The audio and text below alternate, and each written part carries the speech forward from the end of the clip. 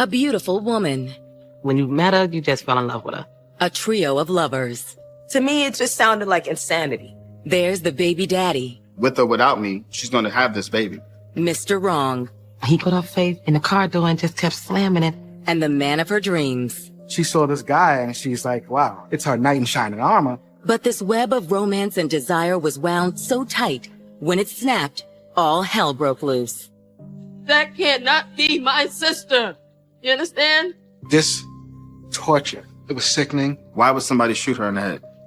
Doesn't make sense. Was it a homicide? Was it a hit? Was it a drug deal? Everyone wanted to know. I can't even explain the feeling of how I felt knowing that my cousin was dead mysteriously. It was sickening. It's something that, I haven't seen in my entire career. December 3rd, 2013. It's a cold Tuesday morning in Queens, New York, but at 10:30 a.m. at the Jamaica Medical Center, the crisp winter air is pierced by the sounds of chaos. Somebody help! Help, please! She's been shot! Two Good Samaritans drag the lifeless body of a woman into the emergency room. There's a gaping wound on her forehead. She looks horrible. It was messy. I mean, the body was badly injured. Tell me what happened. She was lying on the corner of Sutphin Boulevard. They found her out on the street and wanted to make sure she got proper medical care. She's saying, listen, it looks like she got shot in the head. She needs help. But there's nothing ER doctors can do. The injured woman is pronounced dead on arrival. What caused this young woman to end up in the emergency room with these serious injuries? Was it a robbery gone wrong? Was it a homicide or a hit? Medical personnel search the woman's personal belongings and ultimately identify her as 38-year-old Cheryl Outerbridge. They don't know much at this point. They know that Cheryl Outerbridge is a 38-year-old female. She is a single mother. She lives in Harlem. She works in Queens. And she doesn't have any real criminal history. She appears to be just your average law-abiding citizen. So how did this unassuming, law-abiding woman from Harlem wind up shot dead on the streets of Queens? It was shocking, but at the same time, it's kind of like you can get away with murder in America. Cheryl Outerbridge was born in 1975 in Harlem, New York. When Cheryl was born, we were all thrilled. I was the big sister. She was the little sister. I used to read to her in my mother's belly. And I used to kiss my mom's belly at night and tell her, good night, little sister. We were living there in the projects with our mom. We spent a lot of our formative years in Harlem, though we did live up in Washington Heights for a period of time. Cheryl, we're supposed to be eating. Cheryl was very gifted. She was a self-taught speed reader. She could read a book a day. Cheryl was definitely a role model of mine, being that she was older. She was very wise as a youngster. She was the reader. She was a smart girl. She was one that her family thought was going to really make it because she always had her face stuck in a book. Cheryl's love of reading helped keep her safe during her formative years. Harlem back then was definitely what some would call the hood. There were robbings, there were murders, stabbings, shootings, drugs everywhere. You're talking about back in the 80s. So it was kind of rough, but at the same time, when you're a child, you don't really notice everything. The crack epidemic was out of control, and that's where she was raised. So this is the type of environment that she grew up in, which probably magnified living in the actual projects. That's basically how it was. Cheryl's mother even succumbed to a crack cocaine addiction of her own, which forced young Cheryl to grow up quickly. Mom was completely out there on drugs, and so she really was not able to give Cheryl any kind of support, as the family structure should be. She's sort of a child that has to bring up herself, so you have to adapt. You have to adapt to the streets. You have to adapt to a lot of things. So in Cheryl's case, she had to grow up quickly, and, she had to learn quickly, and she had to learn on her own. Cheryl just turned inward somehow, and she pulled up the strength to get herself to a somewhat stable environment and level of living in life. By the time she was 17, Cheryl's hard-scrabble upbringing had taken a toll on her studies. Cheryl did not graduate but it wasn't because she didn't have the academic capacity to do so. It was more so that there were a lot of life challenges going on in her life. When you're concerned about where you're going to be living, it's hard to stay focused on school. When you're concerned about how you're going to make it day to day, food, money, expenses, etc. But Cheryl was never one to throw in the towel. Shortly after dropping out, she passed the high school equivalency exam, which she parlayed into a series of increasingly well-paying jobs. I remember at one point she was working at an investment firm, and when I called the number of secretary, she had her own secretary. My little sister had her own secretary. It was like amazing to me. With her brains, ambition, and undoubted good looks, Cheryl had men falling over each other for the chance to ask her out. The guys were definitely interested in her. We had our day from playing the field. Cheryl was small in her frame, but she had curves.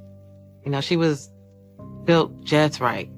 I guess they would call it a Coca-Cola body. Cheryl was very appealing to the opposite sex. And she had a lot of attention from the neighborhood in Harlem. A lot of people really wanted to try to, get with her. Including a handsome man named Curtis Clements, who caught Cheryl's eye walking down the street one day in 1995. Excuse me. Slow down just a second. How you doing? She had walked past me, and she just, a bright smile. She had her hair done. She just looked real nice. And I just had to stop her. I started talking to her, and things just progressed slowly, but then fastly. Even though Curtis was a few years younger than Cheryl, that did not affect their relationship. Cheryl actually liked his more loving, youthful spirit. There was a little age difference. I carried myself, of course, different. So, she wouldn't have noticed that I was younger than her, because she already assumed that, I was either her age or maybe a little bit older. The chemistry between Cheryl and Curtis was so palpable that just a few months into their relationship, Cheryl made a surprise announcement. I'm pregnant. How did that happen? You know how that happened. She wanted this child very much, because when she brought it to my attention, she basically told me, with or without me, she's going to have this baby. And I was with her. On September 13th, 1996, Cheryl gave birth to a son, Curtis Jr. The three were the picture of happiness, but after 18 months, the couple began to drift apart. I think it was kind of mutual understanding. We just went our separate ways, man. We just, we moved on. And then tragedy struck. Her mom was a drug abuser who eventually died of AIDS, and that really impacted Cheryl. She loved her mother, man. And I know she loved her much, because when she passed, it hurt her. It hurt her real deeply. She would tell me that, her mother's doing this and that, but at the end of the day, she loved her mother. In the wake of her mother's death, Cheryl was so overcome with grief that she started to worry she couldn't be a good mother to Curtis Jr. Shortly after that, Cheryl made the gut-wrenching decision for Curtis Jr. to live with his father full-time. My mom would always tell me that I had to live with my father for a little while because she was grieving. She was going through so much. Just take good care of him. I got you. I'll be around. Be back when I get myself together. I just cared for my child, make sure my child was fine. That was our concern. But out on her own, Cheryl's depression only deepened. And as weeks turned into months and then into years, Cheryl made a series of poor choices about the men she dated. There were other guys that she was seeing later on, and these guys were terrible. They carried the air of trouble, street guys, maybe even selling drugs or something. They did gang activities. What's up, man? So look, everybody, Cheryl, let me get another drink. Let me get it. Come on now. That's how you gotta do it. You gotta have these girls in check. It was just all wrong. Not the direction you want to be going, when you're trying to get your life in order. When I would meet these fellas, I was very uncomfortable. These were just bad guys, honestly. At a party one night in 2010, Cheryl's poor choices caught up with her in a terrifying way. She was at a party, and the guy who she was with at the time was conducting himself in an abusive manner. He's yelling. He's being obnoxious. He's being abusive. Cheryl, get your ass over here. Cheryl! You're so loud. Talking about so loud, girl. You better hurry up. You're drunk. Right. Wrong with you. You ain't my mama, girl. And I don't want to be. And I'm leaving. Girl, look, you ain't about to go nowhere. Showing off 20. Hands off of me. What's wrong with you? Take a seat. Relax yourself. You good now? I'm good. Take a walk. That's the type of protection that Cheryl wanted. She's overwhelmed. There's this guy who was, you know, he's such a gentleman. You know, he's a hero. He saved her from a potentially, an abusive relationship. And these type of men she's never seen before. Here's this nice, suave, debonair guy who's like a savior who stood up for her and fought for her. You okay? I'm Malik. My friends call me Bishop. Nice to meet you, Bishop. Malik was the epitome of tall, dark, and handsome. He was almost 6 foot tall, slender built, but a little muscular. He seemed very interested in what she wanted and how she felt. And that's how he swept her off her feet. There was this instant connection. Both of them knew that they were totally attracted to each other. After that, then they started to see each other. They were inseparable. They were everywhere together. She was in love with him. He was in love with her. And they just had a very close relationship from the start. Malik was spending a lot more time with Cheryl and actually part-time moved into her apartment. Cheryl was so in love with Malik, she even got a tattoo of his nickname in a place only he could see. I have something I want to show you. When? For her birthday, she treated herself to a tattoo, Bish Baby, which was a nickname for Malik. With Malik by her side, Cheryl began rebuilding her life. She rekindled her relationship with her son, Curtis Jr., and managed to get her career back on track. My mom had just got a job in Queens, and Malik lived in Queens. She was a phone operator for one of the companies, helping out people who call, like customer service.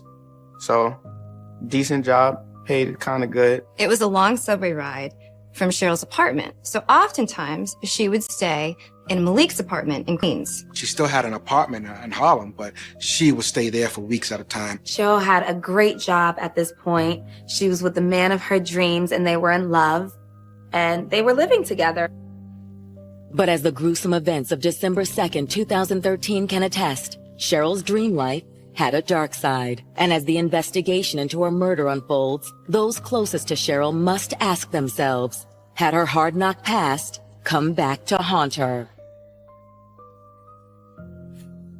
Harlem resident Cheryl Outerbridge had weathered more than her fair share of tough times. But thanks to the love and support of her new boyfriend, Malik, aka Bishop, Cheryl's life seemed to be back on track. Cheryl is captivated by this guy. In a way, it's like a breath of fresh air.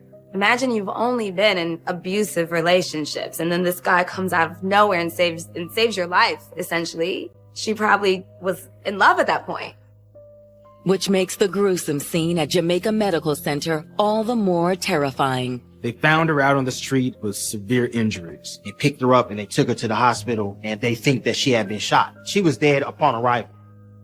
The coroner's office summons Cheryl's family to the hospital for the grim task of formally identifying her body. I don't even want to describe it because it was so horrible. But what happened was that when I first looked, I didn't believe that was my sister, and I thought that they had made a big mistake. But I saw her hairline. And I knew suddenly that that was my sister because I know my sister's hairline, which is something that only a person who knew you your whole life and loved you would know. And that's when I knew that that was my sister. But as Cheryl's family comes to grips with their loss, the question that's gnawing at them is who would shoot Cheryl and why? No one was hostile to my mom. I can honestly say that I don't recall my mother having any enemies that seen or heard of. Everyone loved my mother. They think they have a shooting on their hands based on what they're seeing on the outside of Cheryl. They think maybe it could be a drug deal gone wrong. Jamaica, Queens was notorious for, being associated with drugs. A robbery could take place anywhere. Within minutes after Cheryl is pronounced dead, NYPD investigators arrive at Jamaica Hospital. Their first move is to obtain a statement from the Good Samaritans who carried Cheryl into the hospital, Devani Wilkerson and her brother, Andre. Me and my brother, we were riding down Sutphin and Archer. That's the corner where the subway is, right? Yes, it is. Right. She was just lying there on the sidewalk, bleeding. once they get the information from Devani, police went to the crime scene.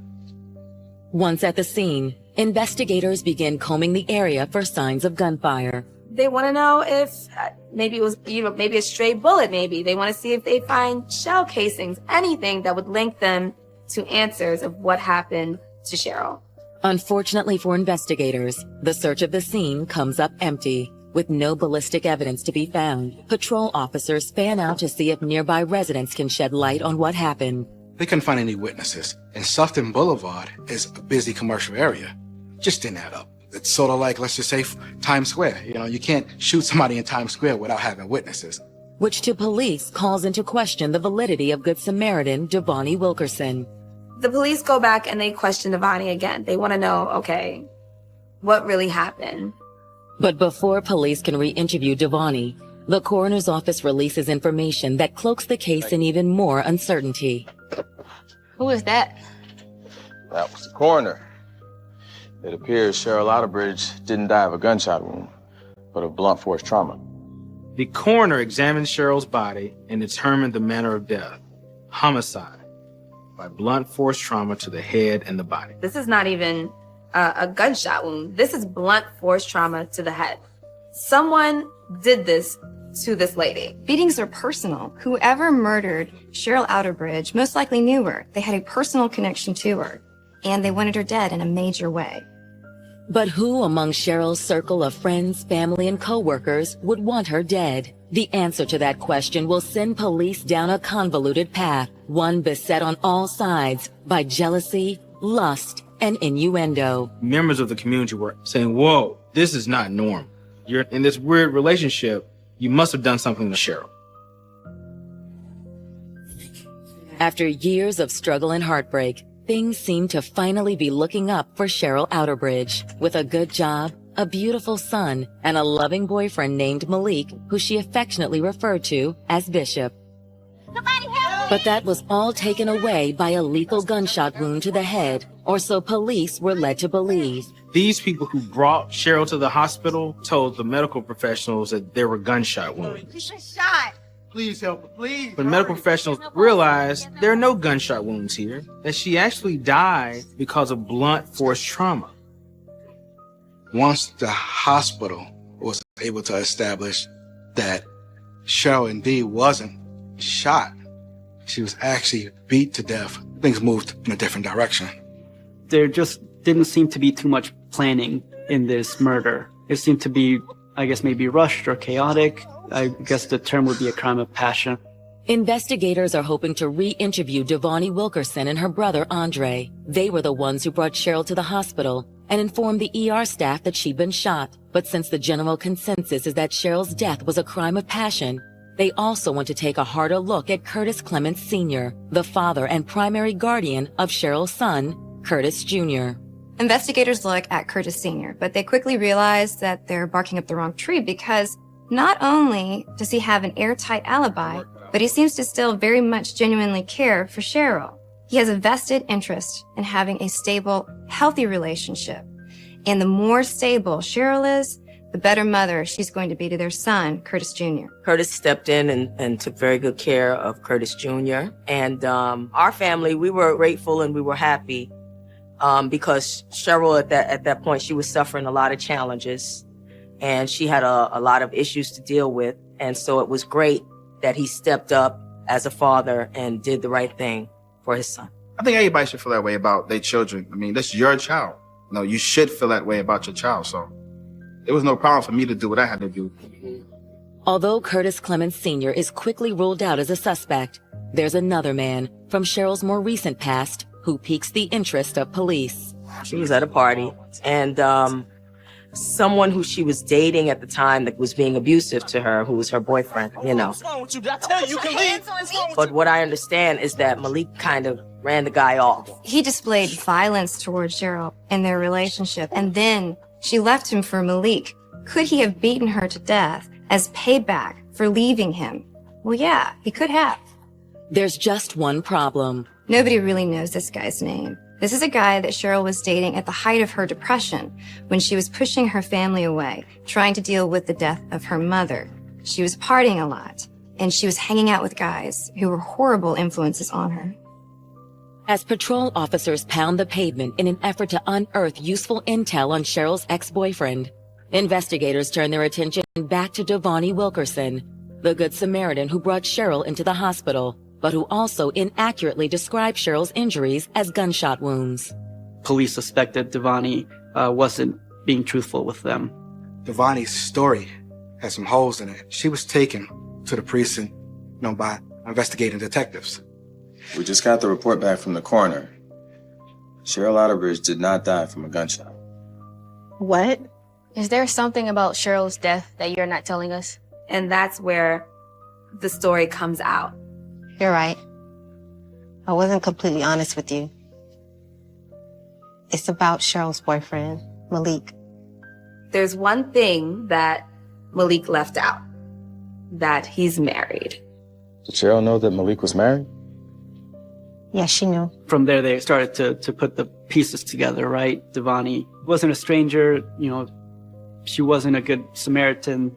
She knew Cheryl Outerbridge. But what exactly was Devonnie's connection to Cheryl, or to Cheryl's married boyfriend, Malik? As detectives press Devonnie for details, they uncover a shocking twist that will turn the entire case on its head. They were a couple in love with each other, but there was one thing that nobody saw coming that was in their relationship. In Queens, New York, investigators have learned that 38-year-old murder victim Cheryl Outerbridge was killed not by gunfire, but by blunt force trauma. It was trauma. She was actually just beaten to death. Well, when somebody beats you, the first thing we was thinking, had to be somebody she was dealing with. Investigators have ruled out Curtis Sr. as a suspect. This is the father of Cheryl's son, Curtis Jr.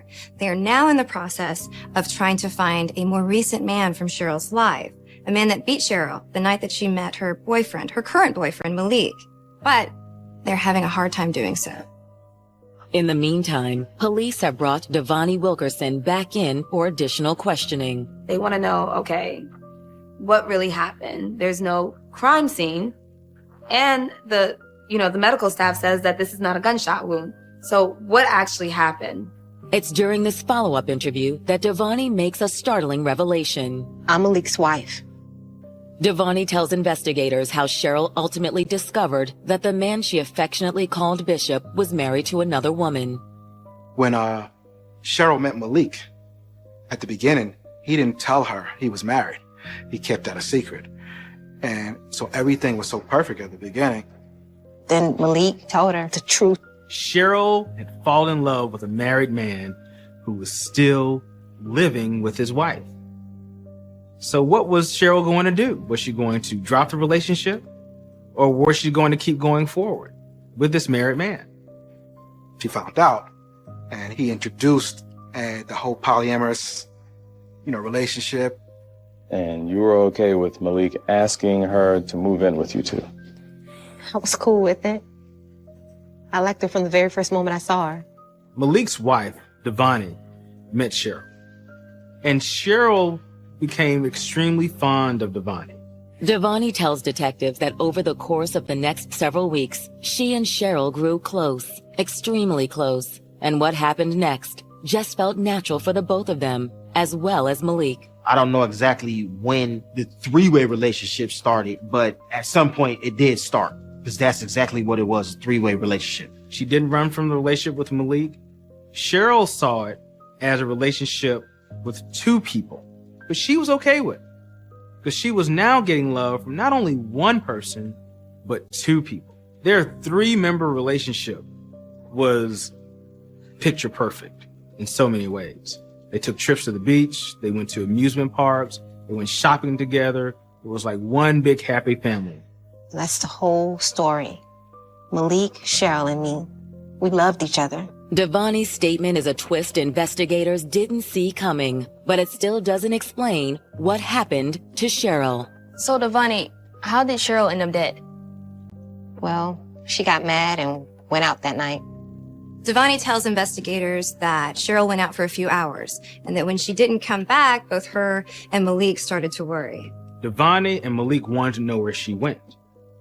They called her, and they heard male voices in the background, and they didn't like that. Hello? Cheryl, where are you? Cheryl. What? Cheryl? Who's that in the background? Are you okay? We gotta go find her. Malik and Devani went out looking for Cheryl. They went around the neighborhood in Jamaica, Queens, and they finally found her at this subway station. Devani and Malik, they get the help of somebody from her family, and they carry her and put her in the car. So Devani, Malik, Devani's brother, and a very battered Cheryl, they all get to Jamaica Hospital. Malik doesn't go in the hospital. He stays in the car. Somebody help! Somebody help me! She's been shot! She was beaten up so badly. We were so worried, we rushed her to the hospital. Did you have anything to do with her being beat up? Why would we bring her to the hospital if we had anything to do with it? Devani seems to be genuinely upset about Cheryl's death. And again, this did happen in a high crime area. Investigators believe that this could have been a random act of violence. And if so, the killer is still at large. Detectives in Queens are investigating the brutal murder of lifelong New York resident Cheryl Outerbridge. In doing so, they've discovered that Cheryl was involved in a three-way romance with boyfriend Malik Wilkerson and his wife, Devani. It was like one big happy family with all three of the adults. So everyone was happy. Everyone was excited, and everyone loved being together. In an interview with investigators, Devani Wilkerson has revealed that on the night of the murder, Cheryl left the house but never came back. When Malik and Devani tried to reach Cheryl on her cell phone, they heard the voice of multiple strangers, all males, in the background. They had gone out looking for her. They said that they'd found her and that she'd been attacked. It's a terrifying story, and if it's true, it means a vicious killer is loose on the streets of Queens. But as they examine the area around the Sutphin Boulevard and Archer Avenue subway station, investigators grow increasingly skeptical of Devani's statement. When the police went there was absolutely no sign of evidence of any kind that any altercation of any kind had taken place there. So they immediately knew, listen, this is not the crime scene. Investigators decide it's time to take a harder look at both Devani Wilkerson and her husband, Malik. They both had records, nothing too serious, but Malik had a criminal record, assault and petty larceny, things like that. Malik got in trouble from an early age. Been arrested 21 times. He says a couple of mix-ins that were pretty serious. A couple of mix-ins with drugs, an assault. So while Malik was smooth, he was debonair, he was caring, he was affectionate, he did have a rougher side to him. By itself, Malik's somewhat lengthy rap sheet doesn't necessarily make him a suspect, but it does prompt investigators to dig deeper into his and Cheryl's life together. They start by heading to Cheryl's apartment in Harlem, where she and Malik had often stayed during the early stages of their relationship. In speaking to Cheryl's neighbors, investigators get a far different and far more violent picture of Malik. So tell us, what do you know about Malik? What did you see? I saw that Malik was very violent towards her.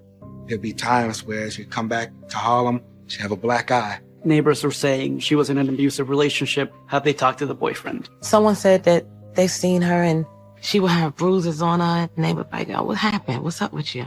And she told them one time he got mad and put her face in the car door and just kept slamming it and broke her jaw and she had to have her jaw wired. Well, who does that?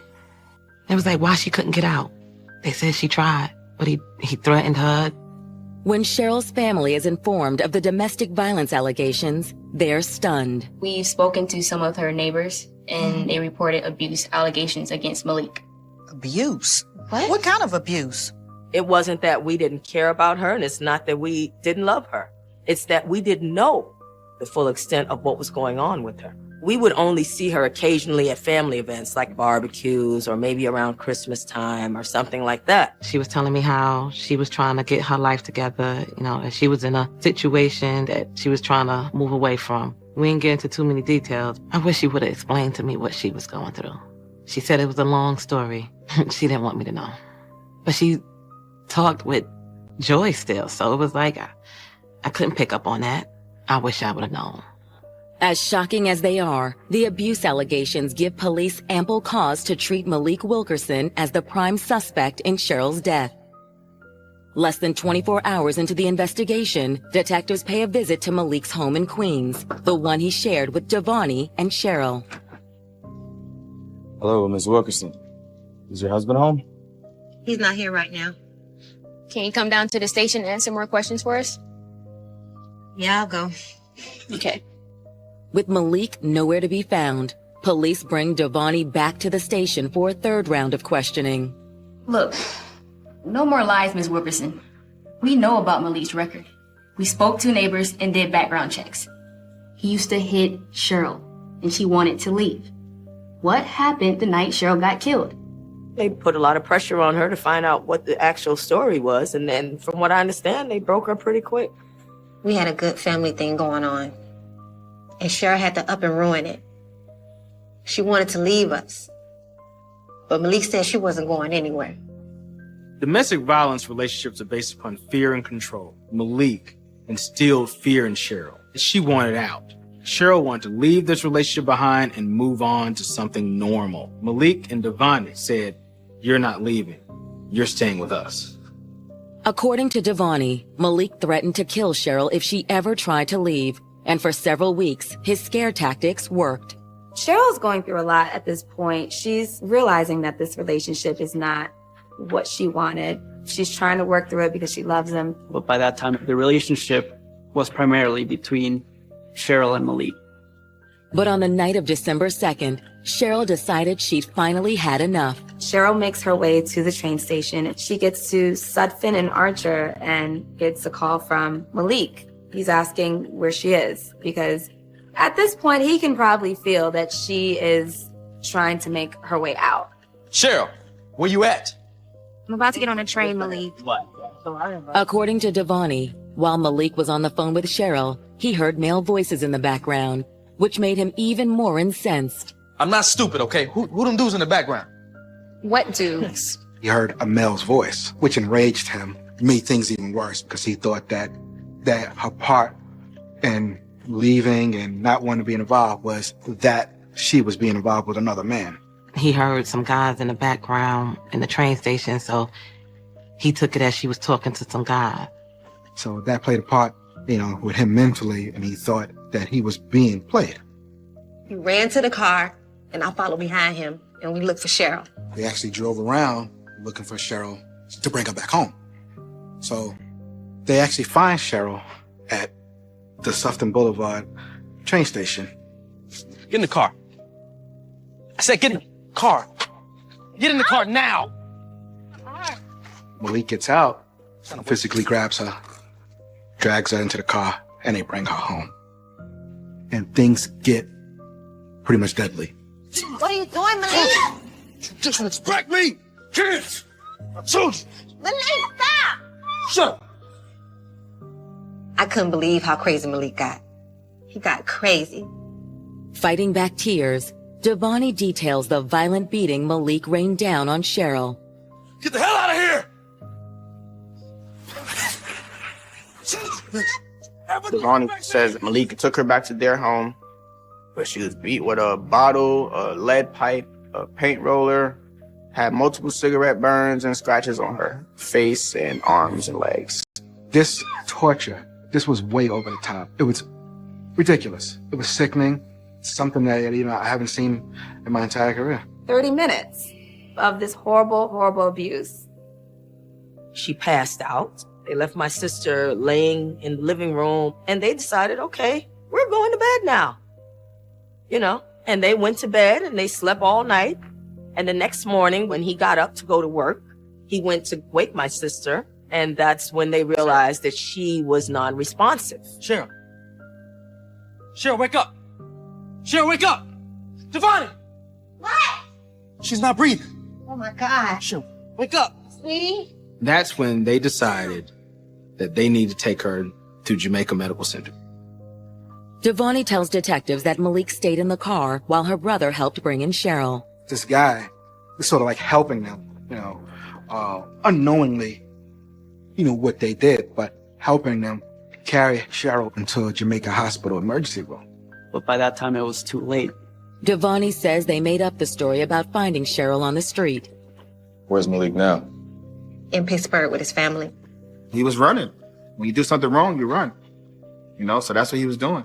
And he was basically trying to put it off on her. So we said, hey, yeah, you take her inside, you know? Or you take her inside, I'm gonna run. And let you deal with the problem. With Devonnie Wilkerson's confession in tow, police issue a warrant for Malik's arrest. But will they be able to bring him to justice? Or will Malik Wilkerson get away with murder?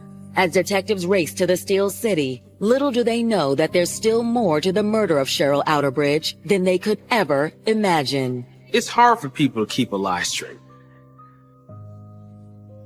The investigation into the murder of Harlem native Cheryl Outerbridge has revealed a steamy three-way romance between Cheryl, her boyfriend Malik, and Malik's wife, Devonnie. But according to Devonnie, the relationship had turned violent, and when Cheryl tried to extricate herself, Malik savagely beat her, then left her for dead in their living room. Devonnie revealed that her husband Malik had beat Cheryl because he was jealous and he couldn't take that she was about to leave. And so he beat her to that state that she was in and he ran off to Pennsylvania. That's when the police started their search for Malik. Devonnie ratted out Malik. She told police it was all Malik's fault. I know where he is, and led them exactly to where Malik was going. On December 7th, 2013, just 4 days after the murder, authorities tracked down Malik Wilkerson. The police find Malik and he's in Pittsburgh, hiding out with family. They arrest him immediately and they bring him in for questioning. We know what you did to Cheryl. I don't know what you're talking about. We spoke to Devonnie, and she told us everything that happened. You know how you beat Cheryl to death? But when detectives grill Malik about his involvement, he claims there's more to the story than what Devonnie has told them. Look, y'all need to talk to her again, because that's not how it went down. Why don't you tell us how it went down? I'm not saying anything. Y'all need to talk to her. With Malik refusing to play ball, detectives pressed Devonnie for more information about Cheryl's death. Listen, Devonnie, we talked to Malik. You sure there isn't anything else you need to tell us about what happened that night?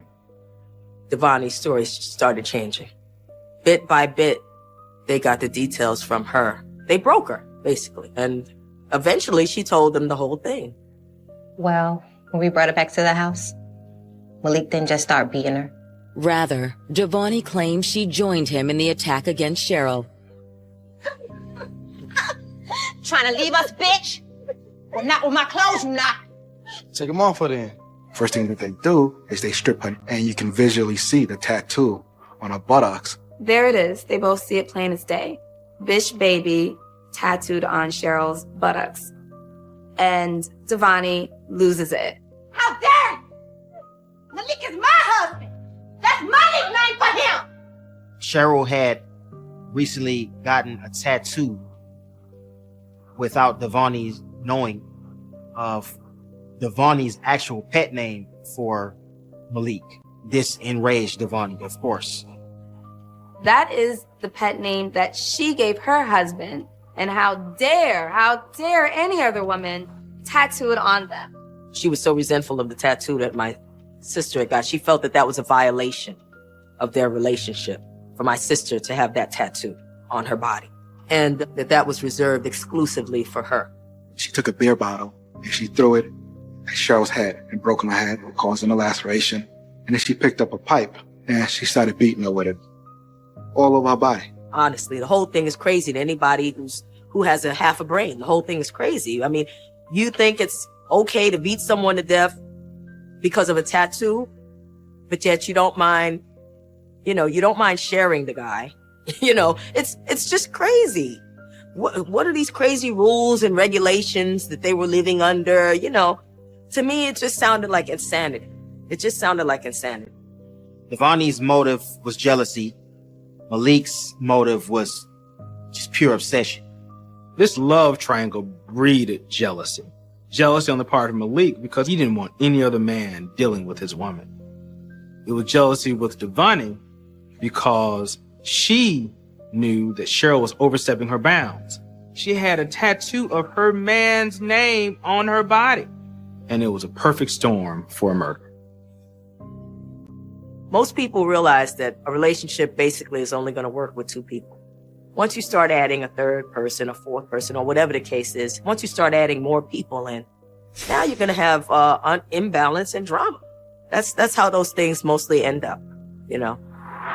For detectives, Devani statement solidifies their case. They formally press charges against Devani and Malik for the murder of Cheryl Outerbridge. The story that they were trying to sell was basically that Cheryl had gone out and that when she didn't come home or whatever, by the morning time, they'd gone out looking for her, like they were good Samaritans. That's how they tried to present themselves.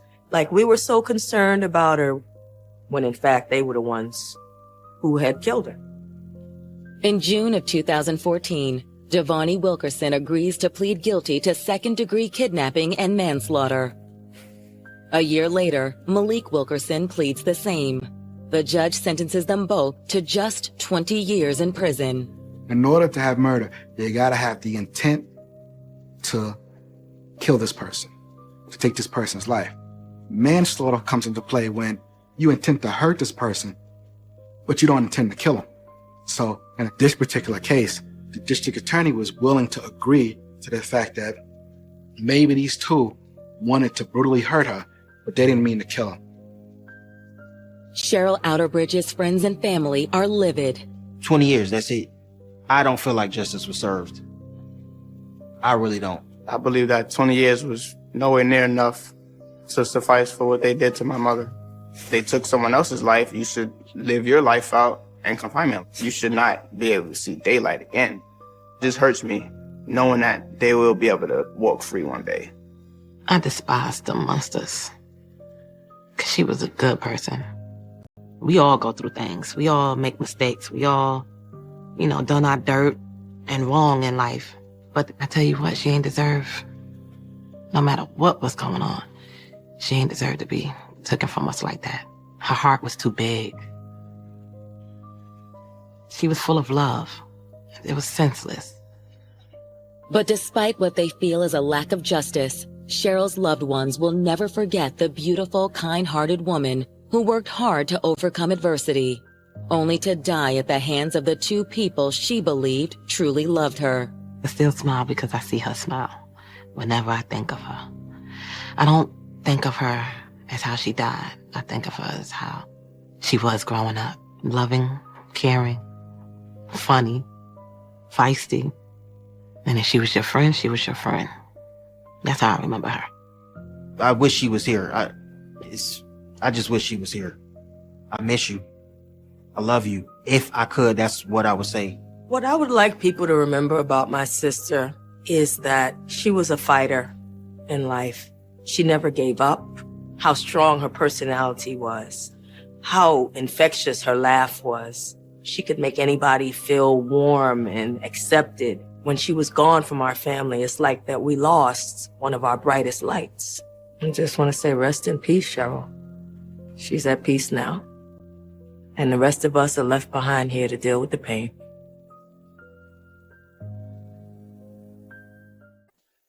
Theirs was a story of second chances. They had gone to high school together, and they circled back later and established a relationship. He was just really, really friendly and sweet. She was just a beautiful person, inside out. They went from friends to lovers. But their flame was extinguished the moment one of them disappeared in the city of brotherly love. There were prayer vigils and rallies being held throughout the city. I'm not going to let it go until I can find out where my daughter's at. Nobody knew who would have wanted to harm her, and that's what made it such a mystery. As days turned into weeks, loved ones began to fear the worst, while investigators uncovered one dark secret after the next. My reaction to both pregnancies was like, man, how did you get yourself into this situation? They began to suspect that this is a homicide. But to stop this roller coaster ride of emotions, detectives would have to spring a trap, one seemingly fit for a blockbuster spy movie. It was something out of a Hollywood film. I mean, it was that exciting and that dramatic. The lights come on, the sirens come on, and you talk about somebody being caught red-handed. Monday, July 18th, 2005, West Philadelphia, Pennsylvania. It's 6 p.m., and workers at a local daycare are waiting on one last parent, pregnant 24-year-old Latoya Figueroa, to pick up her daughter, Aisha. Hi, Latoya. It's Shelly from Aisha's daycare. I was just calling to make sure that you're still going to come pick her up today. She didn't pick up her daughter that night for daycare. Even at 6 months pregnant, just leaving her. No way. There's no way. It's not even in her physical being to be like that. Hi, is this Antoine Jenkins? She took pride in being a mom. Aisha's not been picked up yet today, and I can't get in touch with her mother. Do you think there's any way that you'd be able to come pick her up? If she couldn't pick her daughter up, she would have made arrangements for someone else to pick her up. Unfortunately, her father was an emergency contact, so they contacted the father and he picked his daughter up. He was really concerned. Toya, why didn't you show up? Aisha can spend the night with me, but give me a call when you can. Hours later, Antoine still hasn't heard from Latoya. She's also a no-show at the apartment she shares with her uncle. Everyone was worried because that is not her normal behavior. It's so not in her character. It's so not Latoya. Instantly, you're like, something's wrong. Something happened. Latoya's family tries desperately to reach her, but their calls go unanswered. So they start reaching out to her closest friends, including Latoya's current boyfriend, Stephen Poche. Hello? She was 5 or 6 months pregnant, and he was the father. I was calling to see if you'd heard from Latoya over the last few days. I seen her yesterday. We went to a doctor's appointment. What's up? She didn't come home, and she didn't pick up Aisha from daycare yesterday, and that's just not like her. What? Tell me what's going on. Stephen was extremely concerned about not only her welfare and well-being, but the well-being of this unborn child. Despite their best efforts to find Latoya, another day passes with no sign of her. On July 21st, her family files a missing persons report with the Philadelphia Police Department. Latoya's family let the authorities know right away, this is unlike Latoya. So they really believe that something's wrong. People were thinking, what could have happened to Latoya? Was she in a hospital somewhere and no one could identify her? Did someone snatch her? And was she still alive? It's a huge mystery. A mystery that was about to become a rallying cry for a city. One rippling with unspeakable deceit and tangled lies that all culminates in a heart-stopping showdown. Born and raised in West Philadelphia, Latoya Figueroa was a little girl with a big heart. Latoya would give her shirt off her back for the next person to help them out. Would truly look out for a person without even knowing them. Maybe this was because at the tender age of 4 years old, Latoya suffered a heartbreaking loss of her own. Her mother was murdered when she was very young. She managed to overcome that and was, by all accounts, well on her way to fulfilling her goals for her life. She was fortunate to have another family member step in and provide a mother role for her. In spite of all of her adversity, she put herself on a path to succeed. And she was determined that she wasn't going to let anything stop her. She was a hard worker. She had a dream of being a nurse. But her mother's death never stopped haunting Latoya. She felt like it was a curse that was going to come back and get her. She used to dream about it and how it would scare her. And I would just tell her, God has a greater plan for you, so don't give it any power. You can succeed no matter your circumstances or the environment that you came from. By the time Latoya reached high school, she had blossomed into a bright and beautiful young woman. She's like 4'11", maybe 115 pounds, soaking wet. Just little and petite. A beautiful person, inside, out. When she was just 16, Latoya fell head over heels for a classmate at West Philly High, Antoine Jenkins. Antoine and Toya, when they first got together, they were very young. They loved each other. They really, really did. A year later, Latoya became pregnant. Thrilled to become a mother, she and Antoine named their baby girl Aisha. She was very responsible, very good caretaker, very interested in loving and nurturing her daughter. An involved parent. She loved being a mom, and she was a great mom. The love for their child wasn't enough to keep Latoya and Antoine together as a couple. After graduating high school in 1999, the two parted ways. I believe it was a good relationship. I think that they both were just too young. But the one thing that Antoine and Latoya agreed on, although they weren't together anymore, was to be the best parents possible for Aisha. They both remained good friends, and they wanted to make sure that Aisha came first. But raising a daughter on her own meant LaToya had to make sacrifices, and that meant putting her dreams of nursing school on hold. She had 3 jobs, and one was a hostess. She worked at a marketing research firm. I mean, so driven, so determined to make sure that her daughter wanted for nothing. As much as LaToya adored her daughter, at 23, the young woman with a shining smile and killer figure still craved something else. She wanted to love again. She wanted to share her life with somebody. As fate would have it, one day in late 2004, she unexpectedly bumped into an old friend. Toya? Steven? Steven had worked at a local oil company, but he had known LaToya since high school. He was just really, really friendly and sweet. Look at you. You look good. You look good yourself, though. You think? Trust me, I know. Toya was pretty, so I think he was attracted to her. Now, her being attracted to him, I can honestly say he's one of the few good guys. So you should definitely hit me up. I'd love that. What's your number?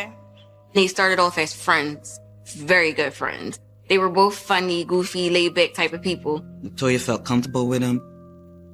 It wasn't long before the pair's friendship blossomed into something more. Somewhere along the line, it became an intimate situation, whereas though they went from friends to lovers. This is good. I love it. Really good. He was sweet and romantic. He's the type of guy that holds the car door open, buys the flowers, stuff like that. For LaToya, being with Steven was just easy. Steven was great with Aisha, and that meant the world to LaToya. A fact that soon became even more important after LaToya broke some news to Steven. I'm pregnant. Really? Yeah. That February, a few months later, after they reconnected, LaToya found out that she was pregnant. She was ecstatic. She was totally overjoyed. She tells her family that she's pregnant and she plans to have this child and move forward in their relationship. Steven was a little shocked when he found out that Toya was pregnant, but he was happy about it. He named the baby and everything.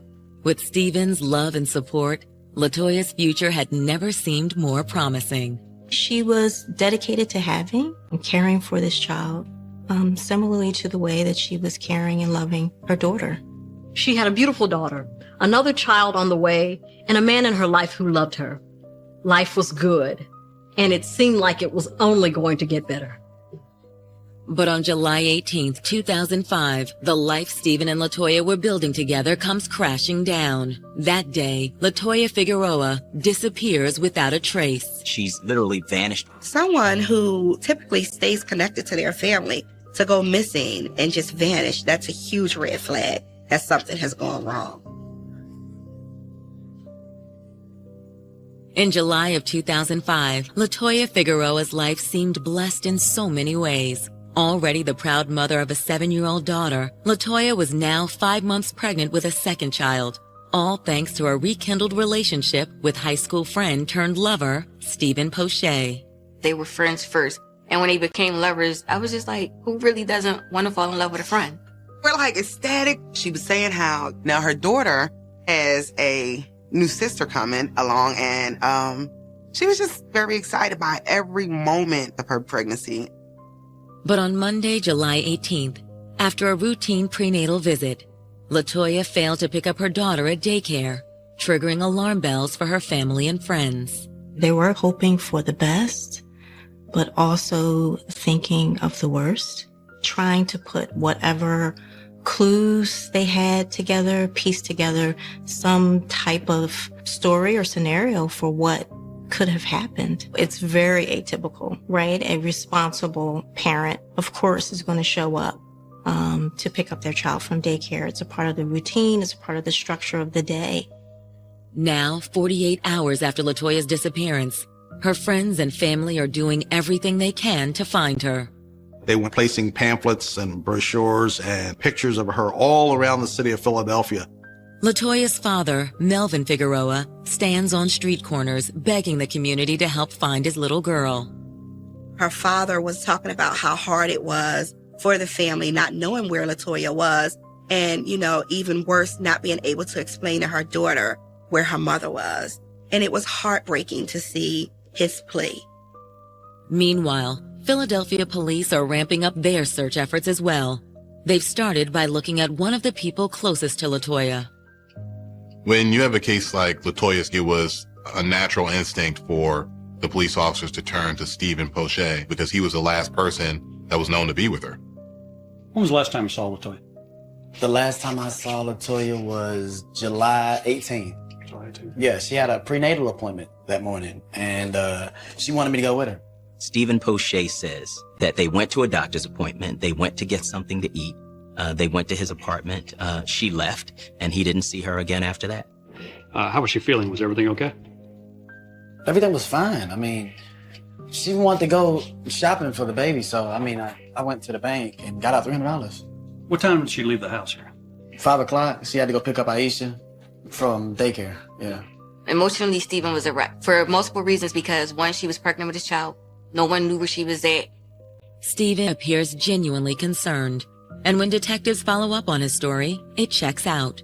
Stephen's bank records show a withdrawal from that afternoon for around $300. And a neighbor claimed that they saw LaToya walking around 5 p.m. near Stephen's apartment. Stephen agreed to let the police department search his home. There was no DNA, no hair, no blood, nothing to indicate that any foul play had happened at the house. But before detectives leave, Stephen drops a bombshell. One that suggests his relationship with LaToya wasn't as seamless as it appeared. He brings in the possibility of her other relationships with other men. He mentions that there's a person that's giving her flowers. He mentions that there's a person that works at the Friday's restaurant. Then he also mentions the fact that she has this previous boyfriend who she has a child with. At the very end, he had also mentioned to police the gentleman that she said that she was scared of. Could one of these men be involved in LaToya's disappearance? Stephen isn't sure, but he claims LaToya might well have had beef with her ex, daughter Aisha's father, Antoine Jenkins. He mentioned to police that Antoine was spending more time with his new wife and her kids versus spending time with, her daughter, and LaToya had a real problem with that. Just for some of the things Toya said herself, like she would have these fiery arguments with the father of her kid. And it was a time where he did struck her. That's going to make any police officer dig into what facts surround this relationship. If the allegations are true, detectives know they need to find Antoine immediately. It doesn't take them long to find Antoine because he was with LaToya's family, putting up flyers, talking to neighbors, seemingly doing everything in his power to help try to find her. My partner and I are investigating LaToya's disappearance, and we'd like to ask you a few questions if you don't mind. Investigators begin by asking Antoine about his relationship with LaToya.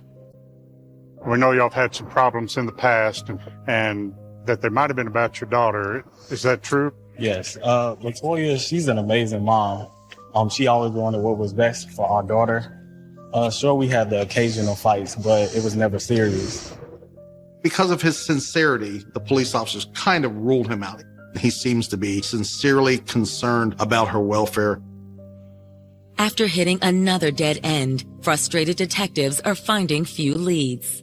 Police officers weren't able to find any activity in her bank accounts, any calls being made from her cell phone, or anything of that nature. When the police notice that there's no activity on a person's cell phone or bank account, that makes them believe one of two things, that the person has flushed himself with cash, or that the person is likely to be dead. However, LaToya's family refuses to give up hope.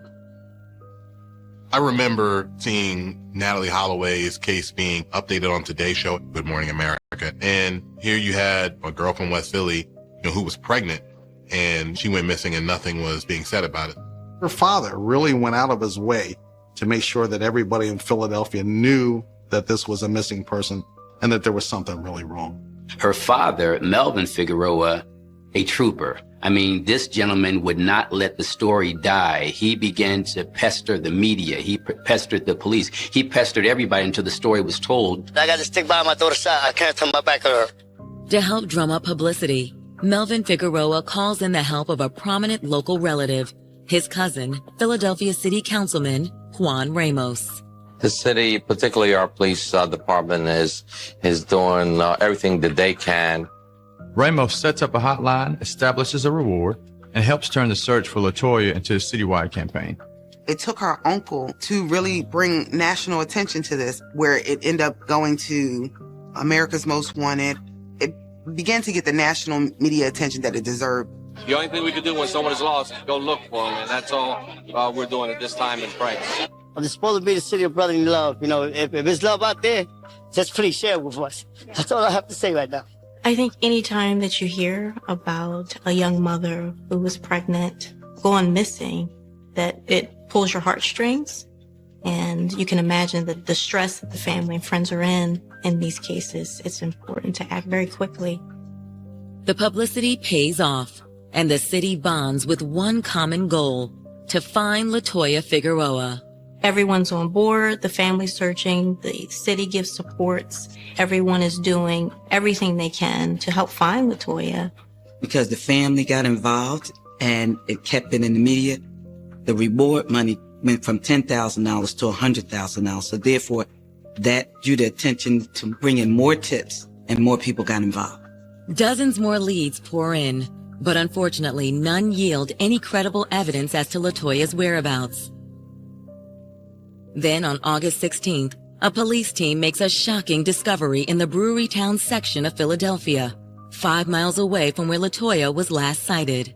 They found a badly decomposed body of an African-American woman. You're still hoping for the best, but in your inside, you're like, there's just no way. Your hopes is starting to be overshadowed by the doubts and, your fears. She may not be coming back.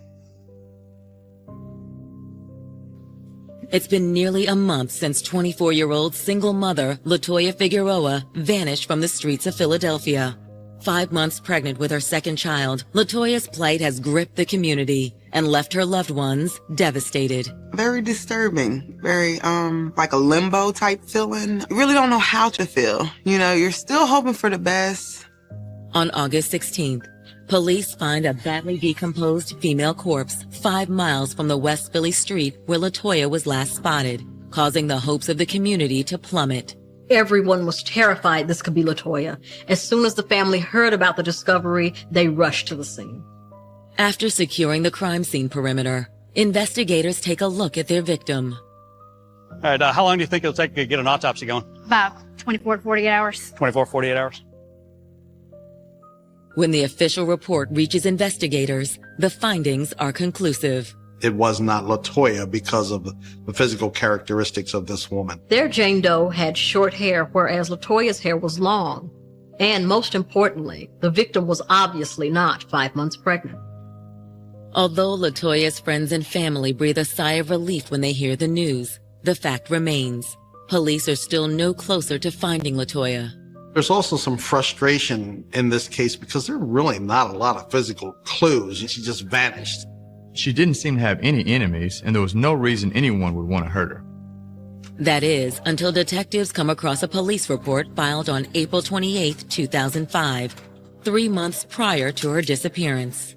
Investigators learned that she was a robbery victim in April and that she had been assaulted. LaToya Figueroa is coming home from work, and a woman approaches her from behind, throws her to the ground, kicks her in the stomach, takes her pocketbook, and then jumps in a car with a black male, and they drive away.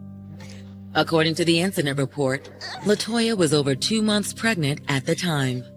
She was rushed to the ER, and thank goodness her and the baby were okay. At the time, it was thought to be an unrelated robbery attempt, but in retrospect, police started to wonder if this woman could have possibly been connected somehow to Miss Figueroa's disappearance. While detectives try to ascertain the identity of LaToya's two assailants, authorities in Philadelphia are beginning to suspect the worst. LaToya still isn't found, and so at that point, the worst is assumed. She was responsible, she was dependable, didn't seem like the type of individual that would just take off and not notify her family or friends of her whereabouts, particularly when her child would be left alone without provision. The police begin to suspect that this is a homicide, and they begin to investigate it as that. The only problem is they don't have a body. But handing the case over to the homicide unit could be the kickstarter this investigation needs. If you classify it as a homicide investigation, you get the best investigators, the best detective team, presumably, all working on this case. And they are literally going back to the drawing board. Seasoned detectives had been assigned to the case, and they were going to start questioning people again according to the timeline that they had put together of LaToya from, the time she went missing to what she had started out doing that day. However, this change of guard could also mean the state is already planning for a courtroom in case they do catch her killer. At this point in the investigation, there's no risk of running out of time to prosecute the case, so it's really a situation where you can start putting together your case for a homicide. For the new team of investigators, that means leaving no stone unturned. However, before detectives wade too deep into the murky waters of LaToya's case, they receive a startling call from her cousin, Kertisha Davis. Detective Jones. The subject matter, Stephen Poche. The police receive a tip that there's another woman that Stephen Poche was dealing with. She was like a high school sweetheart of his. Yeah, he was head over heels for her. But that's not all. She was pregnant at the same time as Miss Figueroa. According to Kertisha, the other woman's name is Lena Thompson. They were always friends. It'd be an off and on thing with them. With him and Lena, it was like they just stopped for a few, took this long break. And then it was like, oh, well, I'm talking back to her. Kertisha says that even before Lena or LaToya became pregnant, there was no love lost between the two women. Lena, you need to leave. I've been telling you about talking to her. Lena, you need to leave. What are you doing here? Lena, you need to leave. I told you about talking to her. I told you this was my man. We've talked about this. Get out of here. You get out of here. Get your car and keep going. Anybody that knew him knew who Lena was. They did not like each other. They had words, and it wasn't good words. How many times I have to tell you, Stephen? I don't want you dealing with her. I don't want you dealing with her. Stephen, though, apparently navigated between the two women with the smooth composure of a diplomat. He did not like that confrontational stuff. He didn't want it to be them bumping heads. So that's pretty much what it was about. Just like, look, let's squash it. That plan worked until Lena and LaToya each came to Stephen with their own surprise announcements. Stephen was shocked when he found out that both girls were pregnant. Detectives pressed Kertisha for more details on this shocking new lead. It wasn't like he was trying to get both girls pregnant at the same time. And I know that sounds crazy because it's like, use a condom. However, he loved both girls. He just didn't want to hurt them. So here he is trying to juggle these two pregnancies, and everybody's like, wow, this really changes the focus of the case. Namely, it means police have a potential new suspect in LaToya's disappearance. The fact he had this other woman pregnant, is she upset that Stephen has two people pregnant at the same time?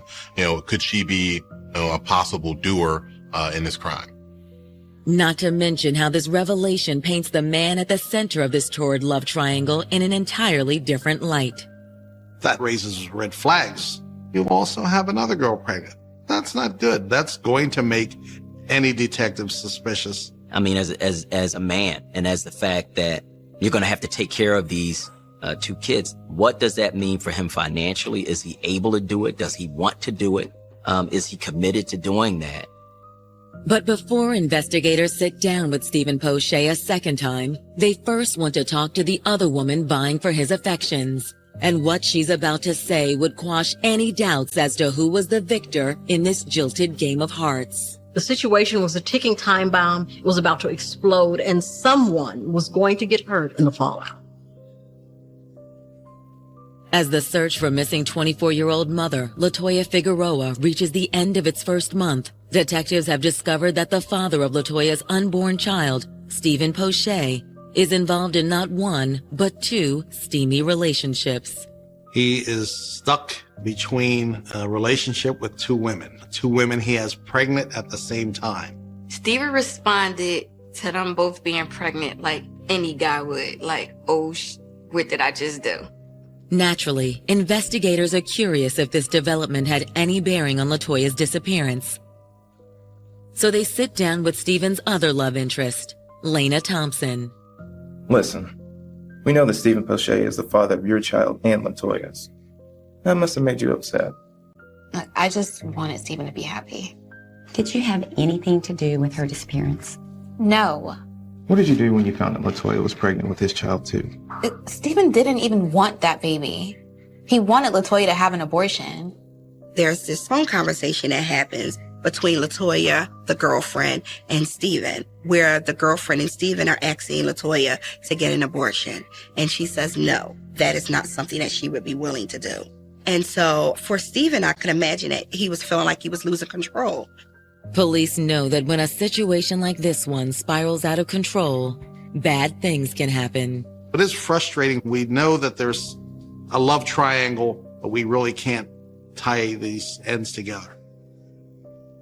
Detectives can't help but wonder if LaToya's street robbery 4 months earlier wasn't as random as it first appeared. There were rumors that there was a guy who had some females attack LaToya, made it look like a robbery, and that this was going to be a kind of on-street abortion by beating her in the stomach to the point where she miscarries.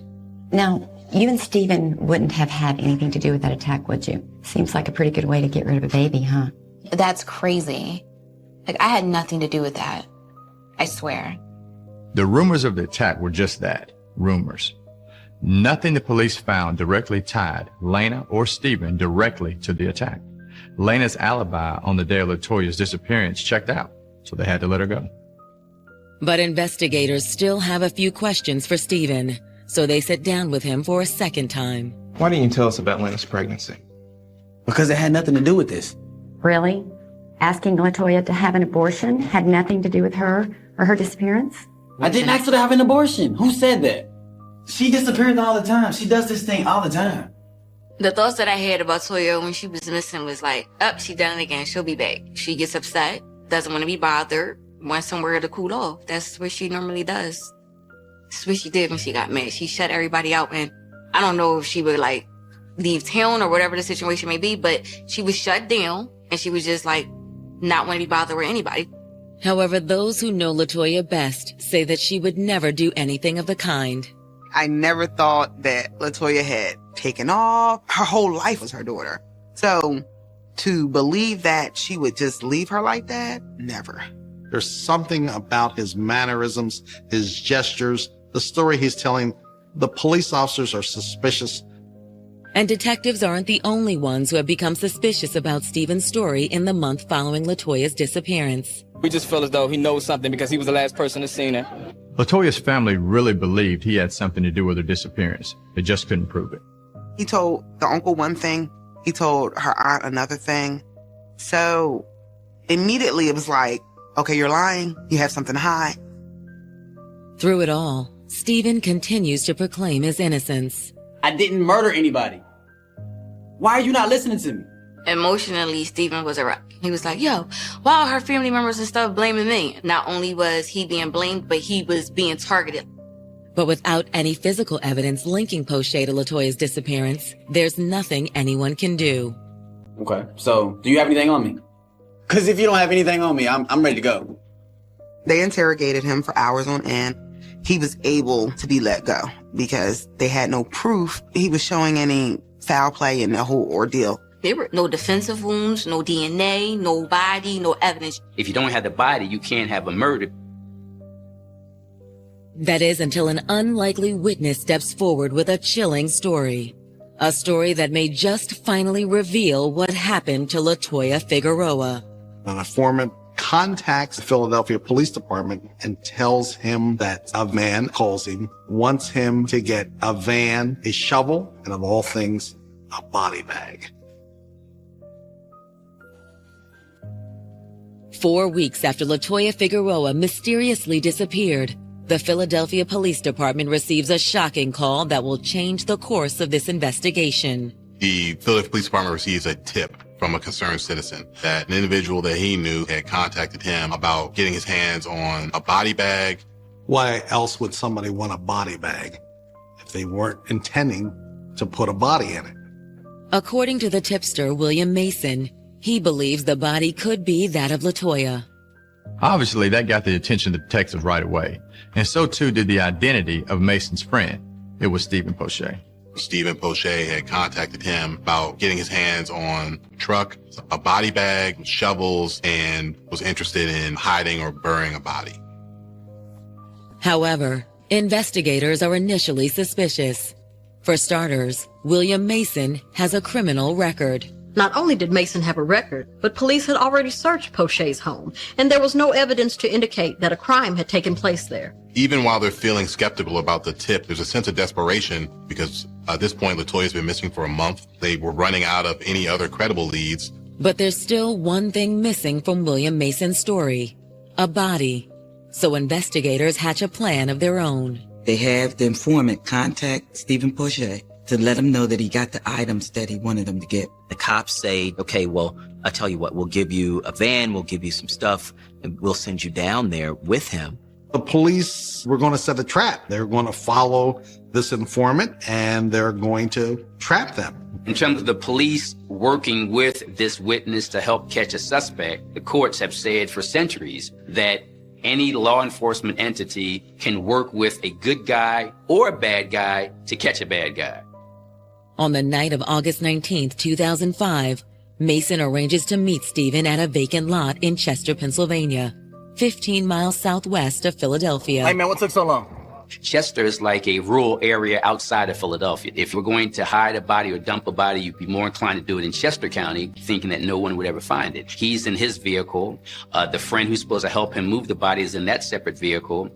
But little does Stephen know that friend has some type of GPS connection to the police. So they're following Stephen and the friend. The police follow them down to Chester. They see Stephen Poche go into this field on 4th Street, go through a hole in the fence. Man, this place creeps me out. What you doing, man? Hand me a soap. But as Stephen starts to dig, law enforcement's surveillance team notes something troubling. Stephen had 245s and a bulletproof vest on. They find that he's armed, and they find that he is apparently ready to do harm to someone, and perhaps even the person who helped him to move that body. Fearful that William Mason could be the next victim, officers move in. As Stephen is about to take the body out, the lights come on, the sirens come on, and you talk about somebody being caught red-handed. Suspect has fled the scene. All officers be advised. Suspect is armed and dangerous. Philly police apprehended Stephen at the scene and took him into custody without a shot being fired. With Stephen Poche now safely in custody, a team of officers searches the surrounding area and soon finds what's left of LaToya's remains. When they found her body, it was badly decomposed, but then she has these tattoos on her back, and they're able to identify her. And then they find these fetal bones with the body, just heartbreaking. She had been in a trash bag for 30 days in 100+ degree weather. And she had went from 130 pounds to 30 pounds when they found her. Very devastating. This is a case that every detective in Philadelphia knows about. So the immediate identification was the tattoos. Later on, dental records were used to confirm that this was, in fact, LaToya Figueroa. The Delaware County coroner examines the body, and they find that the cause of death is asphyxiation. For friends and family, it's a devastating turn of events. But after over a month of anguish, any answer is better than the agony of the unknown. Probably one of the hardest things that a police officer has to do is to tell a loved one that they have discovered, found that the person that they've been looking for all this time is in fact dead.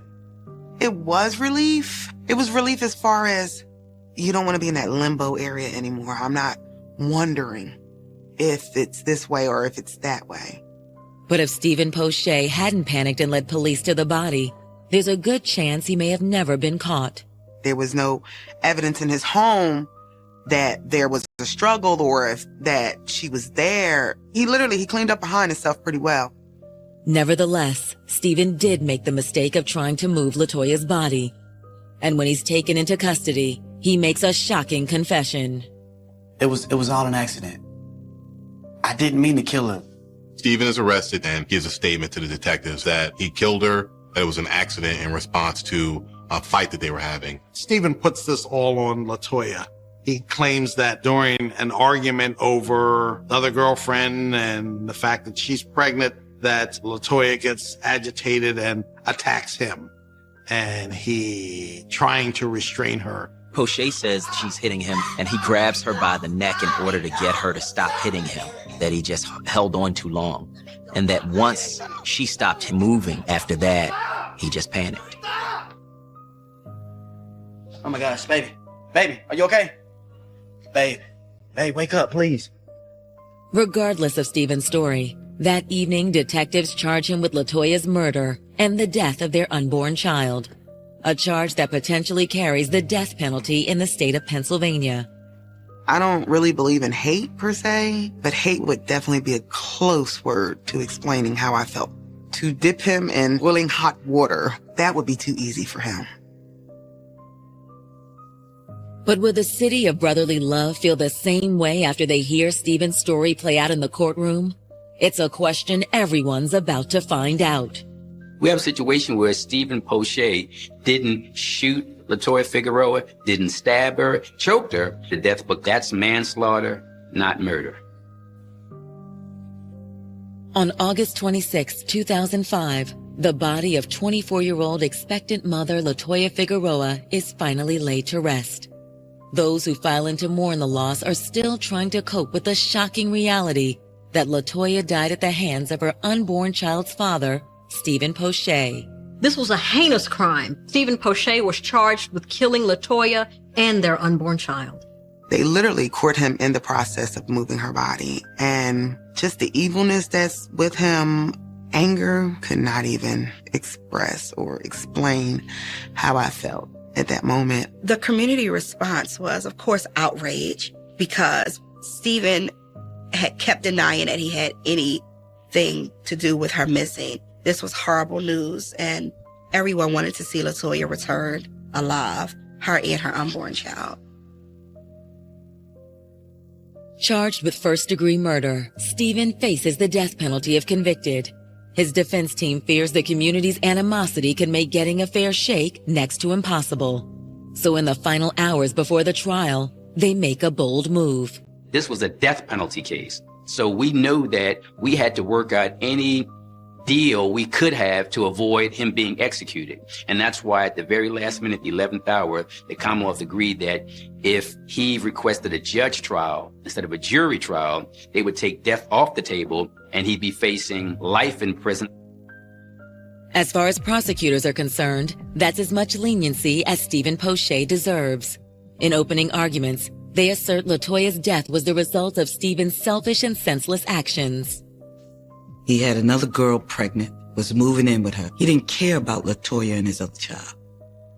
And all he could see is trying to figure out how to get rid of this so that he can think he could be happy with this other girl and his other baby. He told her, you have to abort this because otherwise they're going to destroy everything I'm trying to do. She refused to do that. For the prosecution, Stephen had a clear motive. The easiest way out of this predicament was to get rid of LaToya once and for all. LaToya Figueroa was beginning to be a strain on his other relationship. And so I think when he looked at the possibility of this child coming along, it was a commitment he was not willing to take. It's the state's contention that following LaToya's prenatal appointment on July 18th, both she and Stephen returned to his apartment where he began his premeditated attack.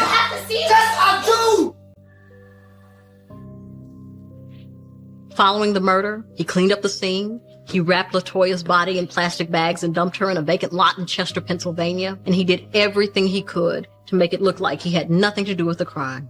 And it's about a month later, when the heat really gets turned up on Poche, that prosecutors believe that he had concocted a plan to kill William Mason and frame him for the crime.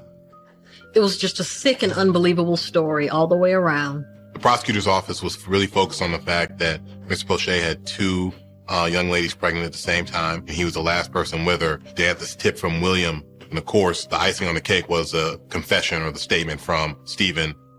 But it's Stephen's very statement to police that's the crux of his defense team's case. We don't want to hide his confession. We want to show his confession front and center because it proves exactly what we've been saying from day one. This was voluntary manslaughter, sudden and intense passion, and his confession shows that. First-degree murder carries a much higher penalty than a manslaughter type of killing, where it's really a killing of circumstance. Clearly, it wasn't premeditated. Clearly, it wasn't intentional. He freaked out, he choked her, and pressed too hard. It's an assertion that many courtroom observers find hard to believe. a person is going to be reacting, right? They're going to be flailing. Their face is going to probably be changing color. It's hard to accidentally choke somebody to death. Was LaToya's death an accident or murder? Unlike most trials, the answer to that question is solely up to the presiding judge to decide. On October 17, 2006, after 7 days of testimony, he hands down his verdict. The judge found Stephen guilty of 2 counts of first-degree murder, 1 for LaToya Figueroa and 1 for her unborn child. At the end of this, satisfaction was felt by the entire Philadelphia community. The outcome of the case basically gives closure to the family, to the city, to those who were concerned about this missing young woman. The city can move on, the family can move on and begin healing. Stephen Poche is sentenced to life in prison without the possibility of parole. But for LaToya's devastated friends and family, the sentencing is no substitute for their loss or the grief they still feel because of one man's self-serving actions. For a person to be so selfish and so senseless, to rob us of her, rob us of her beauty, of her presence. At the end of the day, God is the judge, and he's judging him. He's going to judge him. He's got to answer for what he's done. I think that the murder of LaToya Figueroa by Stephen Poche could have been prevented if he would have just taken some time to think about what he was doing, to think about the possible consequences of killing this woman, as opposed to the consequences of having to be financially responsible for this woman and for that child. I don't think he thought about that before he acted. And if he had, maybe LaToya Figueroa and that child would still be alive. This case involving Stephen Poche and LaToya Figueroa, a tragedy all around. Stephen Poche is still alive. His family can come to see him anytime they want in jail. But LaToya Figueroa, the family, the best thing that they can do is to go to the cemetery. So although it's a tragedy all around, it's by leaps and bounds much more of a tragedy for the family of LaToya Figueroa.